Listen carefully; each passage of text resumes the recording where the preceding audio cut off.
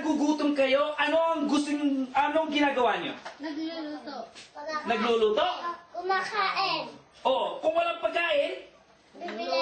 kung walang magpambili, Magluluto. pakinggan nyo ang aking kwento. Ang kwentong ito galing pa sa Afrika. Ay. Alam nyo, ang nakakatawa sa Afrika, ang kanilang kwento ay pag-aari ng isang gagamba. Lahat ng kwento sa Afrika, pag-aari ng isang gagamba. Ang pangalan ay Anansi. Ano pangalan? Anansi! At ang nakakatuwa pa nito, si Anansi ay isang pilyo at malokong gagamba. Pakinggan nyo ang kanyang kwento.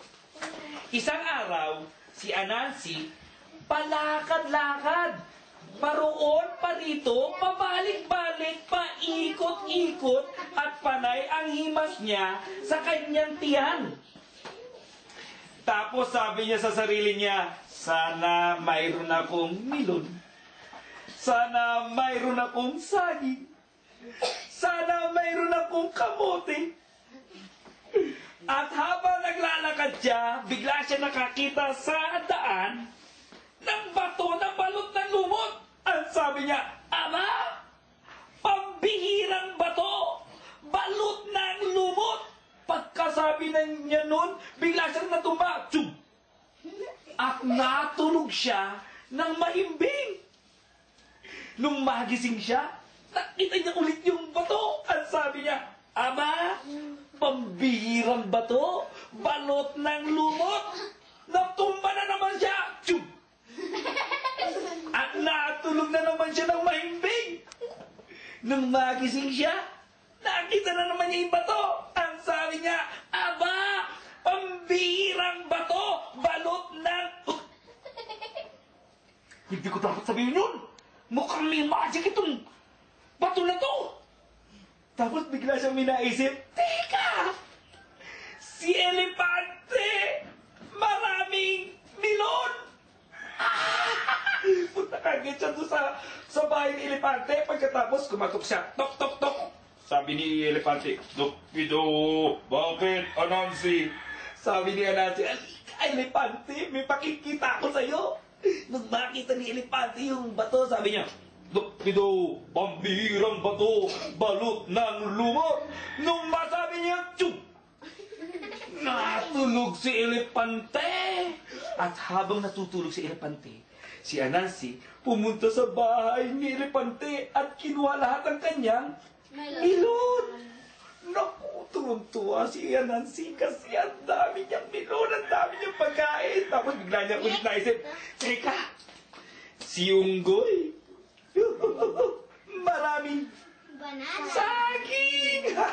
Punta siya sa bahay ni Unggoy. Kumatok, tok, tok, tok, tok. Sabi ni Unggoy, bakit? Unggoy, alika, may pakikita ako sa'yo. Nung makita ni Unggoy yung bato, pambihira ba to? Balot ng lumot. Tsug!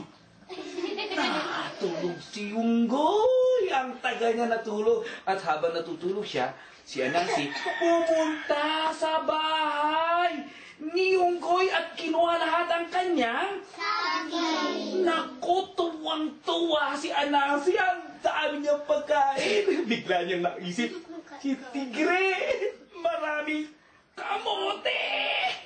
Punta siya sa bahay ni Tigre. Habang papunta siya sa bahay ni Tigre, nakita rin siya ni Usa. Usa, si Deer. Pagkatapos, pinitingnan lang ni Usa, anong ginagawa ni Anansi? Nakita ni Usa nung kumatok si Anansi sa bahay ni Tigre. Tok, tok, tok. Yaw! Sabi ni Tigre, bakit? Tigre, halika. May pakikita ako sa'yo. Nung makita ni Tigre yung bato, Yaw! Pambihirang bato! Balot ng lumot! Tsug! Natulog si Tigre. At habang natutulog si Tigre, pumunta si Anansi at kinuha lahat ang kanyang Kamote! tuwang-tuwa si Anansi. Halos lahat ng pagkain sa gubat kanya na. Dahil ginawa din niya yon kay kambing, kay manok, at kay pagong.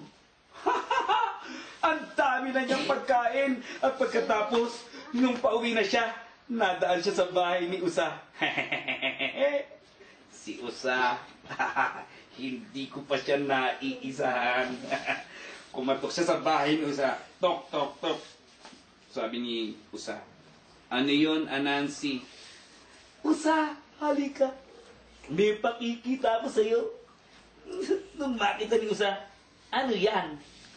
Sabi niya, ini Anansi, huwag kanya na sabihin mo. Ang sabihin mo, pambihirang bato, balot ng Okay. Pambihirang bato, balot ng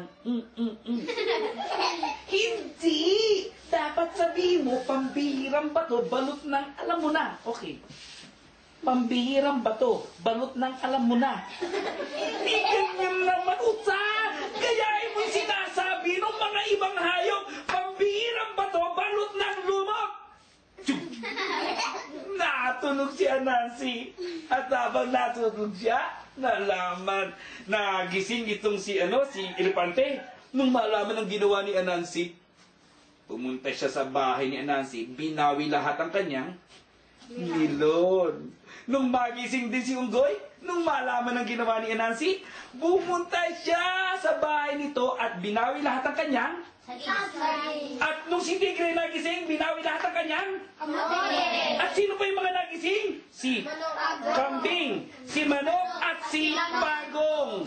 Nung magising si Anansi, nung makita niya yung bato, sinipa niya. At naglalakad na naman siya, parut-parito, paikot-ikot, at panayang hima sa kanyang tiyan. Sana mayroon akong milon. Sana mayroon akong saging. Sana mayroon akong kamote. Tama ba yung nagnanakaw? Kung ikaw nangangailangan, magtrabaho ka.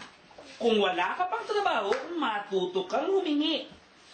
At wag na wag magnanakaw o manlalamang sa kapwa.